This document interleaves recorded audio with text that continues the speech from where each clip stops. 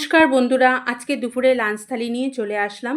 প্রথমেই রয়েছে ভাত, সাথে রয়েছে লঙ্কা, লেবু, পেঁয়াজ, শসা, আর তারপরেই রয়েছে পেঁয়াজকলি, শিম, বেগুন দিয়ে ভাজা। সাথে রয়েছে মুসুর ডাল। মুসুর ডালটাকে আমি পেঁয়াজ, শুকনো লঙ্কা আর কাঁচা লঙ্কা দিয়ে ফোড়ন দিয়েছি। তার সাথেই রয়েছে ডিমের অমলেট আর ডিম সিদ্ধ। আজকের লাঞ্চ থালিটা খুবই সাধারণ। রোজ রোজ এই মাছের তরকারি খেতে আর ভালো লাগে না, তাই জন্য আজকের থালিটা একদম সিম্পল। তার সাথে রয়েছে আলু মাখা। আলু মাখাটা আমি শুকনো লঙ্কা দিয়ে মেখেছি। তো আজকের লাঞ্চ থালিটা আপনাদের কেমন লাগলো অবশ্যই লাইক করবেন এবং কমেন্ট করে জানাবেন।